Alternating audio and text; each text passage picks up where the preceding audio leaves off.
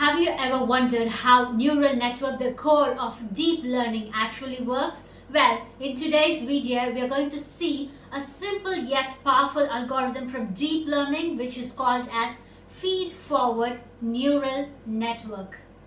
It's the foundation behind most of the AI systems, such as voice assistants, image recognition, and even ChatGPT.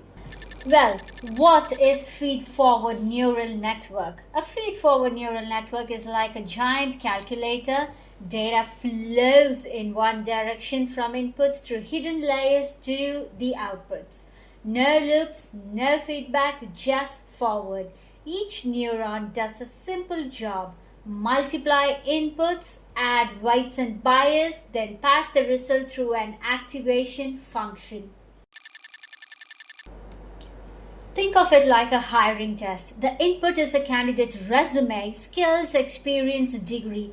Each hidden layer applies filters like checking grades, projects, and experience. So, the output is a decision: higher equals yes or no.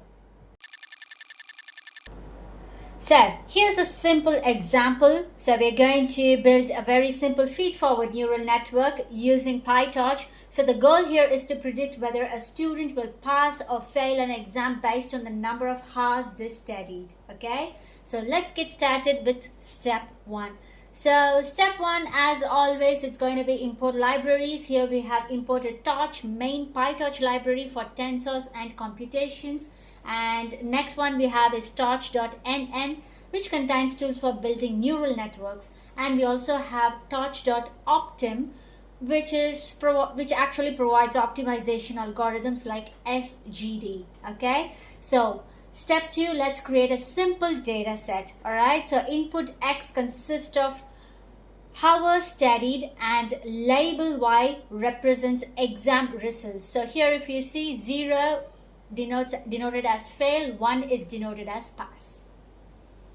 Okay, so let's move on to step 3. Step 3 is we are going to build a feed-forward neural network here. So there are a few important things here to note down. So if you see this FC1, this actually means first fully connected dense layer. Okay, and the next one is torch.relu, which means activation that turns negative values to 0, adds non-linearity. Okay, and we also have FC2, second fully connected layer, and this one torch.sigmoid, which is squeezes output between 0 and 1, probably like a probability.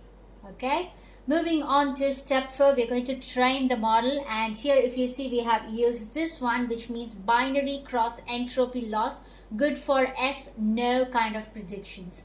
And we have also used SGD here. Okay, so which is stochastic gradient descent optimizer, and we also have denoted LR equals to 0.1, which means learning rate, how big each step during training happens. So let us just run each and every cell and check whether it all passes. Okay, finally let's just test the prediction. Okay, so what we are going to do here is when we test the prediction, we are inputting it to 2.5 hours of study. So that means the model predicts a probability between 0 and 1, which is close to 0 likely fail, close to 1 likely pass. So here what we have got is, if the output is greater than 0.5, it is a pass. If the output is less than or equal to 0.5, it is a fail. So that means here obviously when a prediction for 2.5 hours study, we might actually pass the test. Okay, so why this matter? Well, this may look simple, but it's the building block for image recognition, speech to text, chatbots and virtual assistants, and business predictions. Okay, here are the strengths and limitations. Well, the strengths: learns patterns in data, works on many problems. Limitations: needs more data and compute as it grows, not interpretable like simple models. Well, that's Feedforward neural network algorithm, the most simplest but powerful algorithm in deep learning. So, in today's video, if you have learned something valuable, go ahead and hit that like, and of course, don't forget to subscribe to our channel.